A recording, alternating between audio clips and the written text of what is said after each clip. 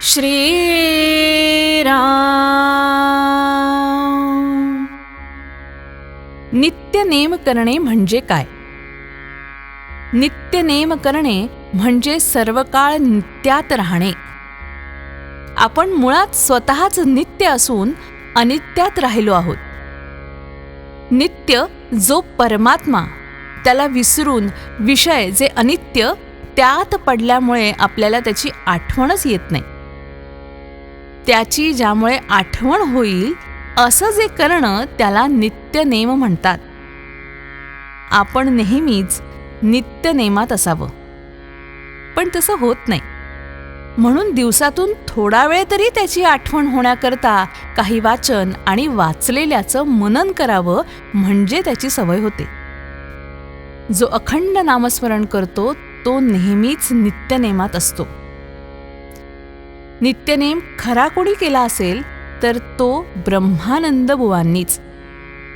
आपल्याला सदा नामात कसं राहता येईल याचा आपण विचार करावा. याकरता गुरु आज्ञा प्रमाण मानणं हेच खरं साधन. गुरु सांगेल तोच नित्यनियम, त्याला शरण जावं.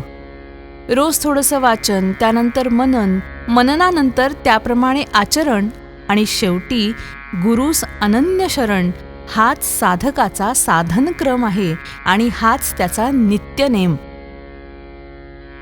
आपलं आयुष्य जसं जसं वाढत जाईल तशी तशी साधकाची भगवंताला भेटण्याची उत्सुकता वाढत गेली पाहिजे. केवळ नेम आहे म्हणून उगीच करू नये. साधकाने कोणतीही गोष्ट मनापासून करायला शिकावं. साशंक वृत्तीने परमार्थात बिघडतं हे ध्यानात ठेवावं.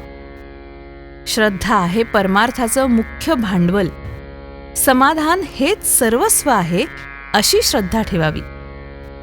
ज्याप्रमाणे थर्मामीटरने आपला ताप आपल्याला पाहता येतो, त्याप्रमाणे साधन करताना आपलं आपल्याला समाधान किती झालं हे पाहिलं पाहिजे. साधकाने जगातले दोष पाहू नयेत, कारण त्या दोषांचं बीज आपल्यामध्येच असतं. लोकेशणा, मान फार घातक आहेत.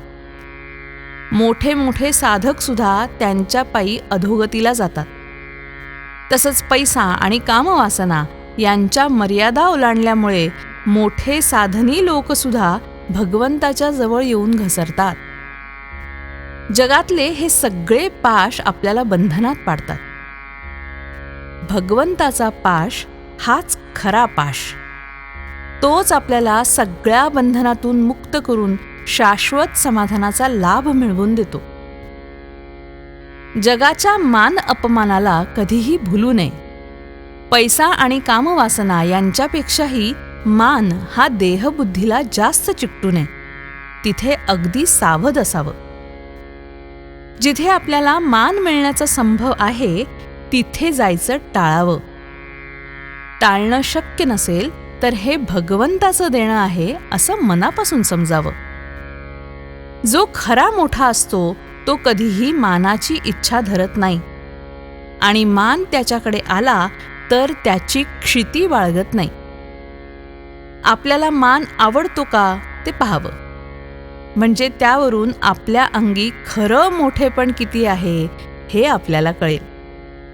जाता येता देवाला नमस्कार करावा, राम राम म्हणावं. भगवंताचं प्रेम एकदा लागलं की ते पुन्हा सुटणार नाही. श्रीराम.